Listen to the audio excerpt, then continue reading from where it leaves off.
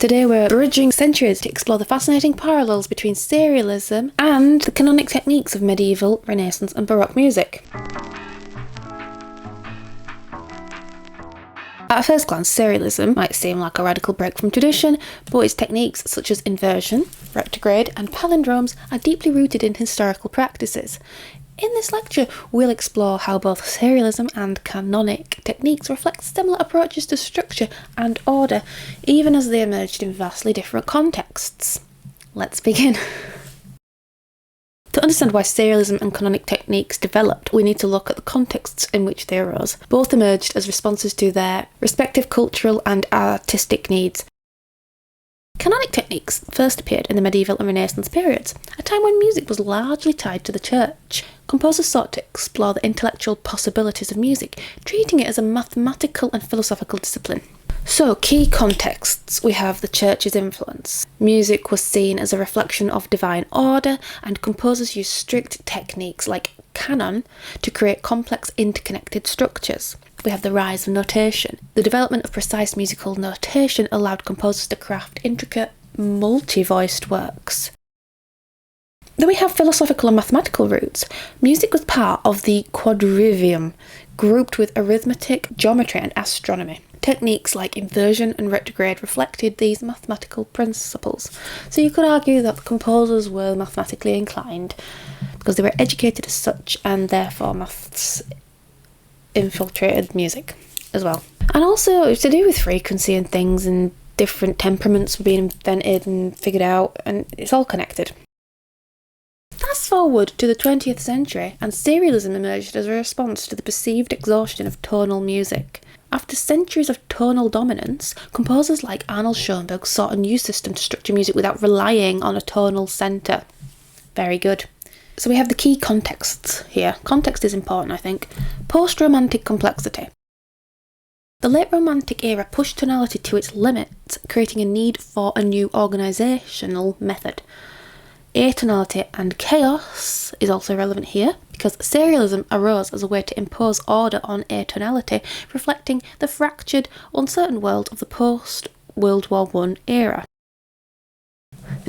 The philosophy behind this is as such. Serialism mirrored the intellectual and structural ambitions of earlier canonic techniques, focusing on strict formalism and compositional logic. So it makes sense that you would want to order chaos and noise logically after World War I, because the world had been noisy and horrible and control had been lost, and so turning to music to control it in a logical, formalistic manner makes sense, and the techniques used had already been used a lot in canonic techniques or canonic music writing of the medieval and Renaissance periods. So it wasn't that new. Though centuries apart, both traditions emerged in different social contexts. Different things were happening at the time, but they both explore the limits of music using the same methods but coming up with different results, which is interesting. Basically, they have a shared toolbox. So, number 1, retrograde. Retrograde involves reversing the order of notes or phrases, creating a musical palindrome. In canonic music, this is used frequently in Renaissance music. Retrograde was often combined with other techniques to craft intricate counterpoint.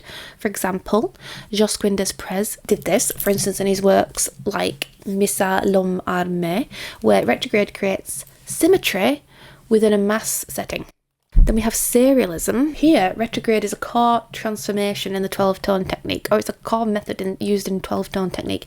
For example, Schoenberg's Suite for Piano Opus 25. In this piece, the row appears in retrograde to generate variation. It's used in a lot of serialism. Retrograde is used. Those of you who are aware of serialism will know this. Anyway, so in both traditions, retrograde reflects an intellectual approach to symmetry and order, allowing composers to reimagine their material being very different from each other's. You have namely atonality and tonality. They're still ordering in the same way.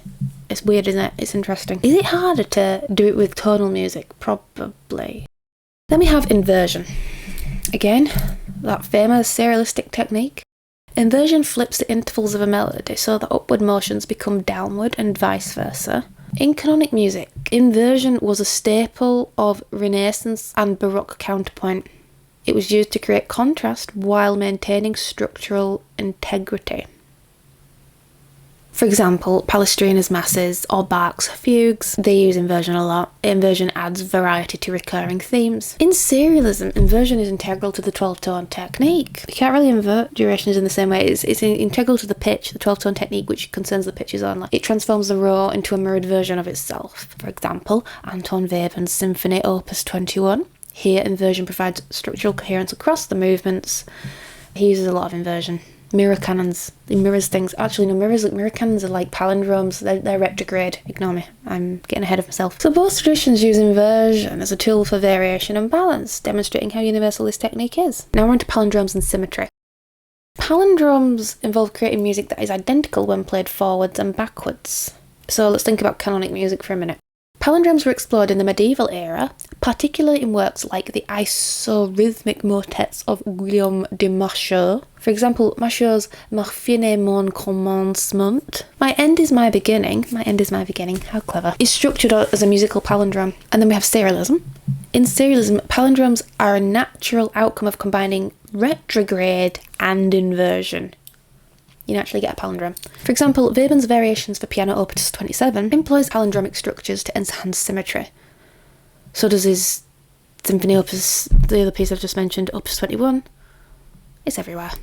For both canonic and serialist composers, palindromes are a way to explore balance and self-referentiality, you could argue, creating works that are as much puzzles as they are music. That's the key. Like puzzles, complex, intricate puzzles. They're as much puzzles as they are music.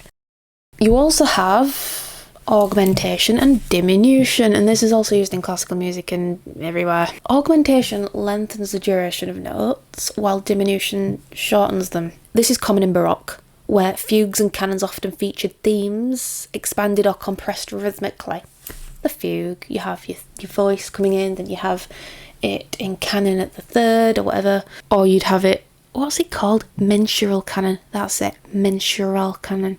That is where you would have a line like crotchet, crotchet, crotchet, and the same melody would be played maybe at minims simultaneously or in dotted quavers simultaneously. And at the time in medieval and Renaissance and Baroque music, it would harmonically work according to Western tonal harmony. In more avant-garde music, it can be more atonal because they explore different harmonic frameworks, don't they? Or different harmonic language.